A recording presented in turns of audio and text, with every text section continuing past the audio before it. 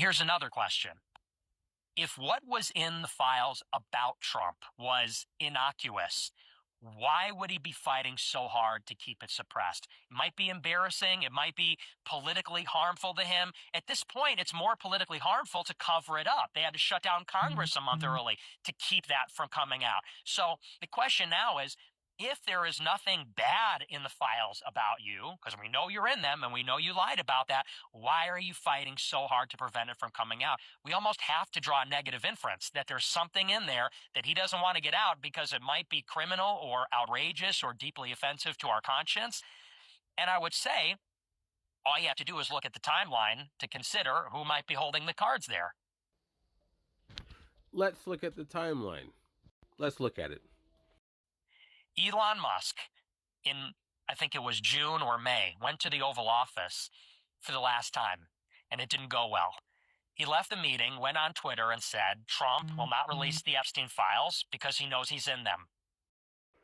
Okay, all of the points in the timeline, I want you to pay attention to one thing. I want to see if you catch it.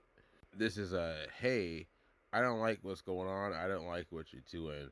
And hey, why are you also doing that? All right, the Binder event. Ooh, February 2025, right? Pam Bondi, Fox News. I got a client list on my desk. Expectations were set sky high due to this, right? Very beginning of the presidency. Late February, influencers, remember, they had the binders. They're waving them all around. We got them. We got the files, guys. I got the client list, okay? Files for you and you, right? And then they reveal them. Uh-oh. Old news. Things we've already seen before, right? And just to be clear, recapping, that was one of the big things that they ran on this administration. We know because, again, Kash Patel, Dan Bongino became part of the FBI. These guys were very big media influencers who wanted those files released, or so they said, correct? All right. Next, the backlash. March, June 2025. Feels like forever ago. We're talking month 2, 3, all the way to 6, right, of this year. We're on month 12 right now. Okay. Quite a bit of frustration bubbling up in the beginning of March and June of 2025. And then June 5th, Elon Musk throws out that tweet. You remember that tweet, everybody? Because, yes, it did. It's kind of interesting recapping through this stuff is you get to kind of connect dots that you might not have been aware of before. I didn't realize that there was such a strong possibility for a reason to slow the release of the files down. Does that make sense? Right? Not until this period here, and not really until that tweet, because of the reaction since then. Okay, first it's slow, all that kind of stuff. Oh man, why are they taking so long to get the files out? Why are they give us old stuff? What were those binders about? Those binders just felt like it was just some light fluff that just kind of went away into the ether. But in fact, it actually didn't. I just didn't know about it. Let me know if you guys did. So let's keep going. Shortly after Elon Musk's famous tweet, that's when the DOJ was saying there was no client list. Hearing it from Kash Patel on the Rogan show, no client list, right? You hear it at the official reviews with Kash Patel being interviewed by members of Congress, right? I saw all that and I was like, what do you guys mean there's no files, right? What do you mean there's no client list? This is where I started getting really suspicious. Like, what's going on? And I didn't really think, again, that this administration was that directly connected before, because, again, I thought they were at least saying they were at least as interested in the truth as we all were. And they're saying that shortly after the tweet, right? Okay, we're now in month 7 here of this year. I even did a video about this with Kash Patel being like, telling the previous FBI director, hey, put on your big boy pants, right? And I do remember there being a call to fire Pam Bondi because of this too, right? Okay, hold those thoughts in your head. Again, look at points 3 and 4. Very interesting. Those points right there. Another very interesting thing, right? There was a lot of increasing pressure politically and from all of us on this time at this time, right? We had the government shut down and they're not reopening for a long time. Remember, they would not let that last signature to release the files come into play. You guys remember that? They kept saying the Democrats don't want to come to the table. They don't want to negotiate. You remember all that stuff and people losing out money with WIC and SNAP and the military, all kind of programs and whatnot. You guys remember that? There's a whole big debate. It was all about the medical insurance premiums going up and there being no negotiation at the table, correct? That's what they were telling us. That's what Mike Johnson was telling us. Oh, we'll let Adelita Garova swear at any moment now. And it took at least a month for that to happen. And then finally, right, she gets in. She's the last signature. Trump finally comes out and says, hey, I don't care. Release those files. Right? Right?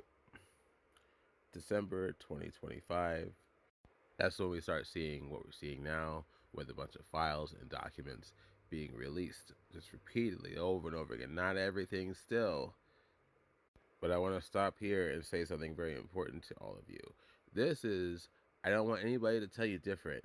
And you know this is true. Just looking at this timeline, your voice matters. I didn't realize how much our voices mattered before until all of this. Uh, I didn't realize. But I really don't think that we wouldn't have gotten as far as we did with these files. Again, we were getting a slow rollout back in February of things we already knew. But there was enough pressure and frustration going on, right? That, along with Elon being the Roman salute hero that he is,